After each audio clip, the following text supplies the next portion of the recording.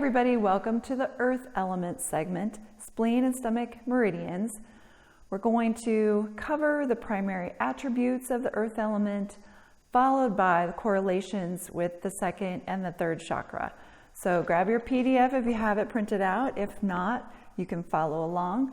So we'll go ahead and get started and then get to our yoga practice.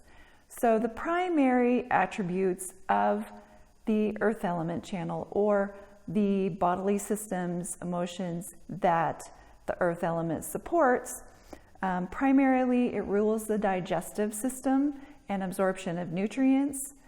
Also rules the formation of muscle tissue, as well as rules the production of blood in the body, and as well as just the general ability for us to nourish ourselves from the physical to the spiritual.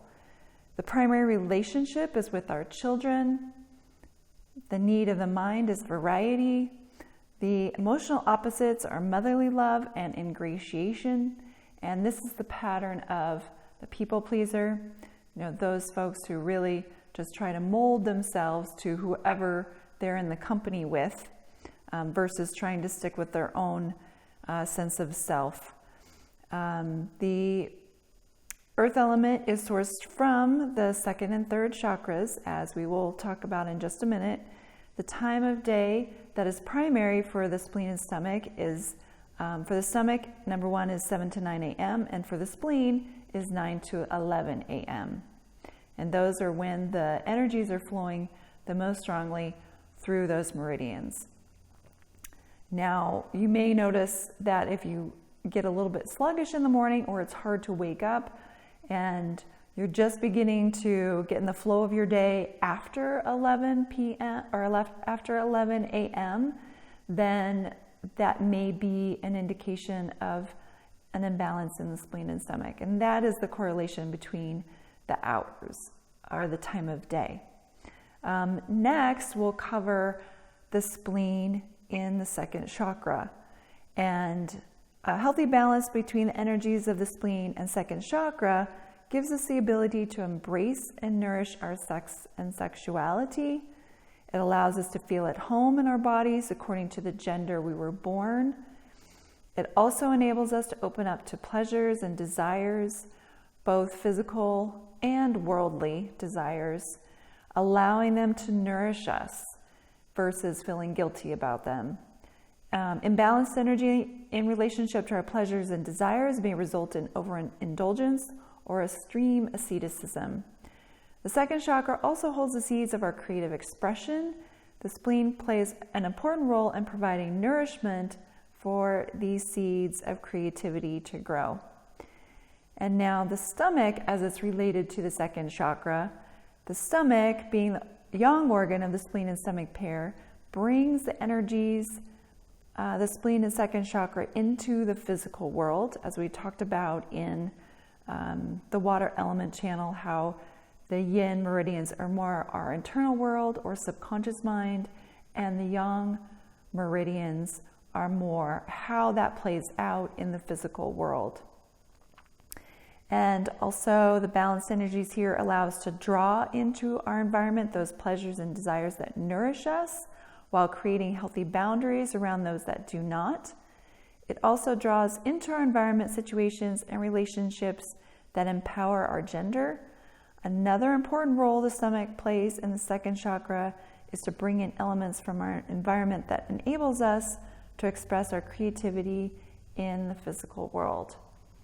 And symptoms that can show up when there's an imbalance of the spleen and stomach as related to the second chakra can be reproductive organ disorders, sexual dysfunction, digestive disorders, eating disorders, addictions, depression, and lack of joy in life in general.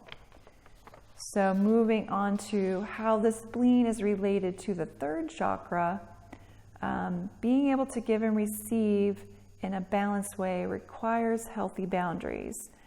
The combined energies of the spleen and third chakra are involved in striving toward harmony within this dynamic. The primary principle is utilizing our personal power in a way that empowers us as individuals as well as those with whom we're in relationship. Imbalances in the spleen and third chakra can result in patterns of giving away our power or patterns of controlling others. And so this can show up differently in different relationships.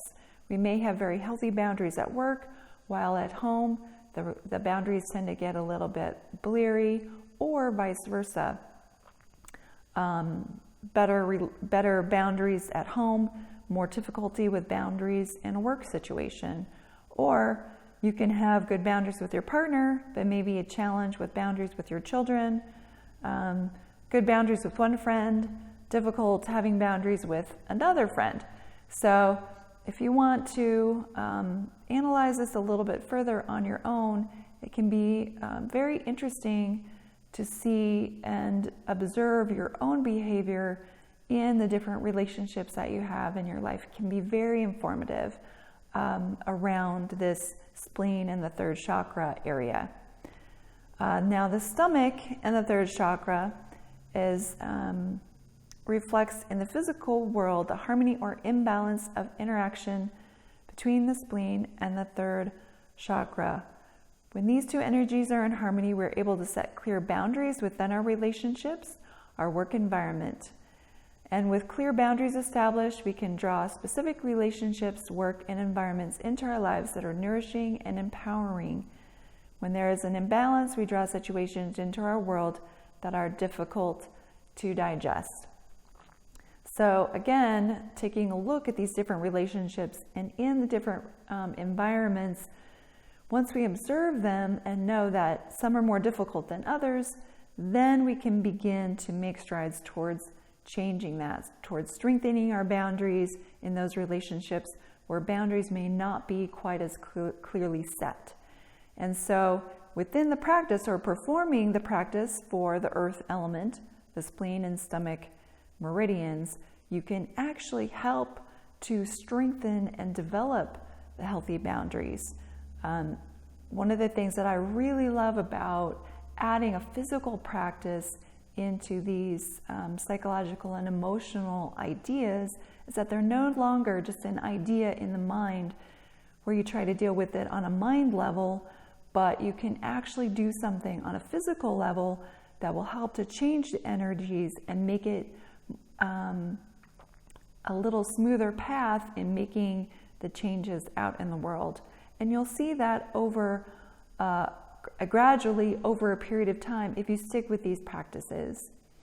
Now, symptoms for imbalances that may show up with the spleen and stomach and the third chakra combination are digestive disorders, including IBS and Crohn's disease, fibromyalgia, chronic fatigue, suppressed immunity, anemia, hypoglycemia, and diabetes.